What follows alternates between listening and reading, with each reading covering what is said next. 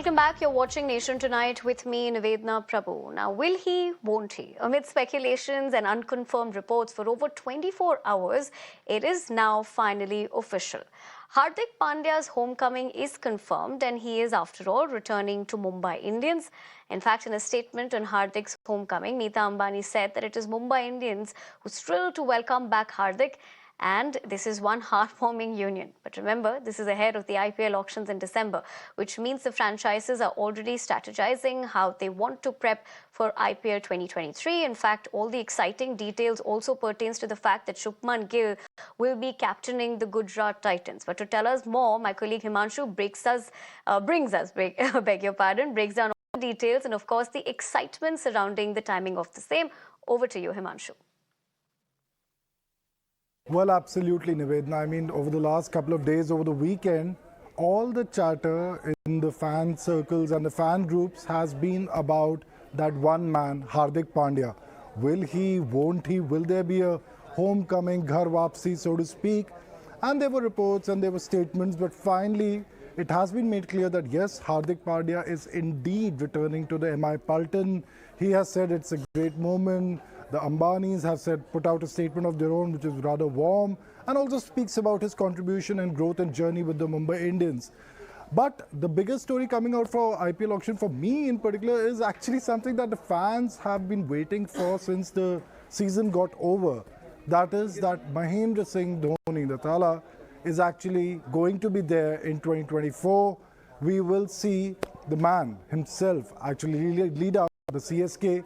And that is something the fans have been waiting for the last 6 months. Now, when we talk about the big takeaways from this trading window and all that has happened, Hardik Pandya's return to MI has also opened doors for Shubman Gill. The young Turk will now actually be leading Gujarat Titans. Now, Nivedhana, we do remember that he was instrumental in Titans reaching the final last season. With the bat, he was absolutely stupendous. In fact, Virat Kohli famously said that, Shubman, it is now your time to lead the next generation of batsmen. He is looking forward to the captaincy and so are the fans, but it will be interesting to see what it exactly does to Shubman, the batsman. Because remember, when we saw Rishabh Pant taking on the mantle of Delhi Capitals captaincy, he had a bit of a mixed bag. I mean, Rishabh did well in parts, scored some great, hit some great runs, scored some big knocks as well, but it did weigh down on him.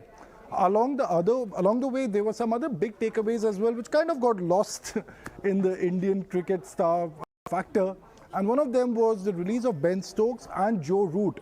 The two English superstars have been released by their respective franchises, Chennai Super Kings and Rajasthan Royals. It has added to their purse, but it also, in a way, might be a reflection of what has been the recent performance in white ball cricket for both these men. Obviously, Stokes has said that he needs to manage his workload, and Root has had a bit of a mixed bag in white ball cricket in the past few months.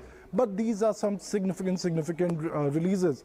Apart from that, Shardul Thakur has been released by Kolkata Knight Riders.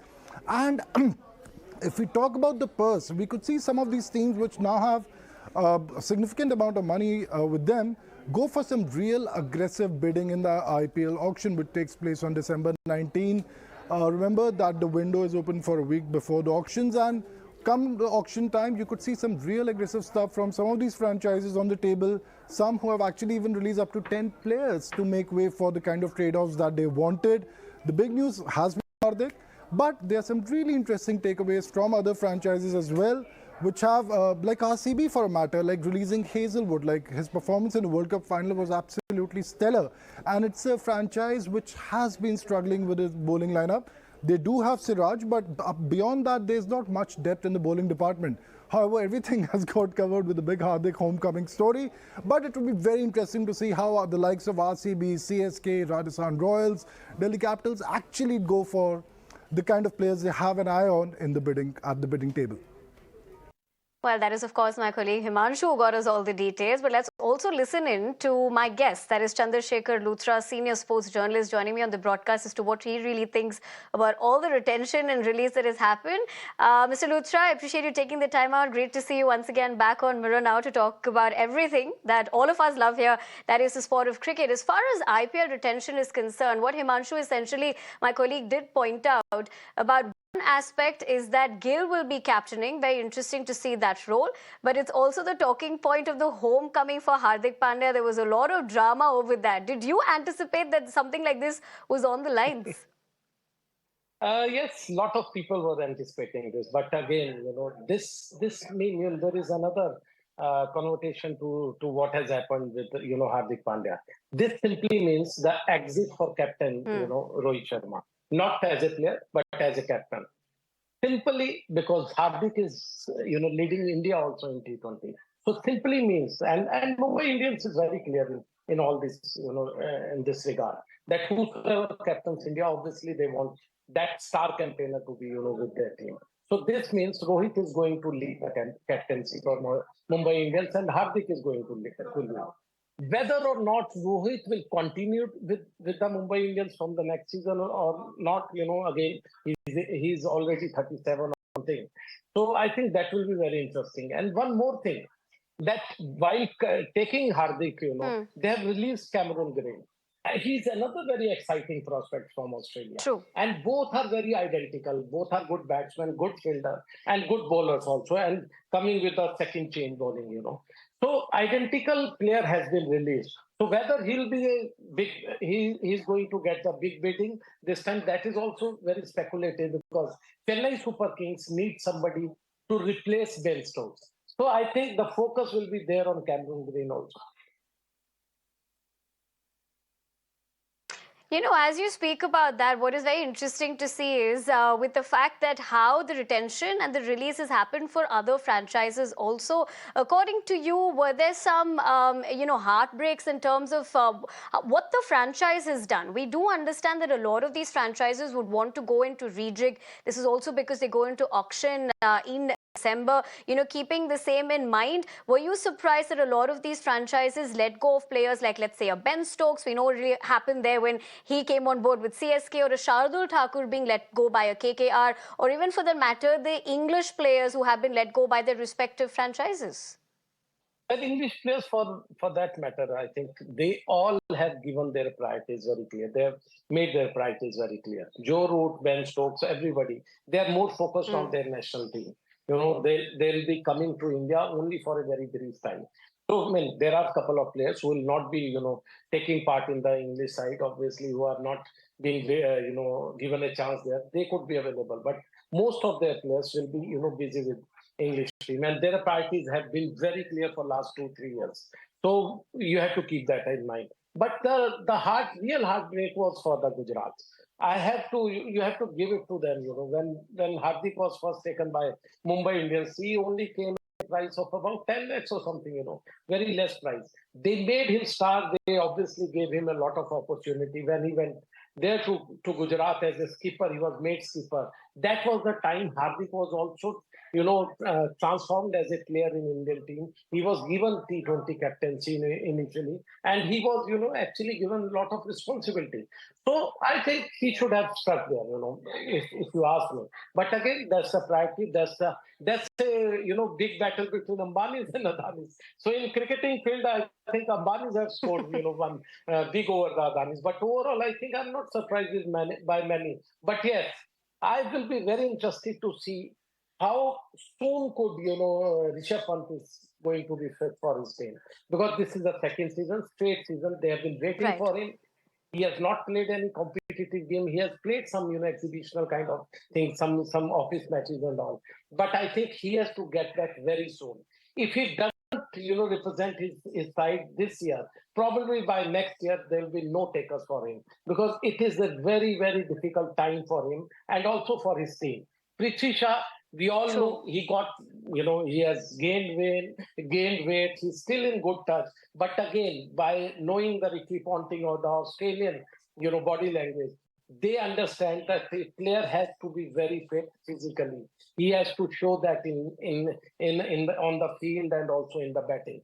Prithvi Shaw is still there, but I have a lot of, I think my own suspicion about Prithvi Shaw's future also.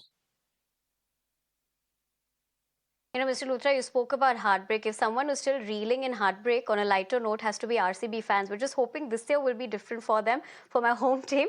But Mr. Luthra, I want to ask you a follow-up question as far as what you make of these retention and release players. Because, see, it is obvious that all of them are going to go super aggressive into the auctions. But looking at what they have strategize. Which team do you think is going to be having a complete reject? Whether we're talking about the bowling department for an RCB with the matter of the fact that they have released a Hasranga Yes. or Josh Hazelwood, or with the fact that we see KKR going, releasing Shardul Thakur over there. Which one would you think it would be? Because we know what happens to Sunrisers Hyderabad every year. Looks great on paper, but the story is very different. So what do you make of that?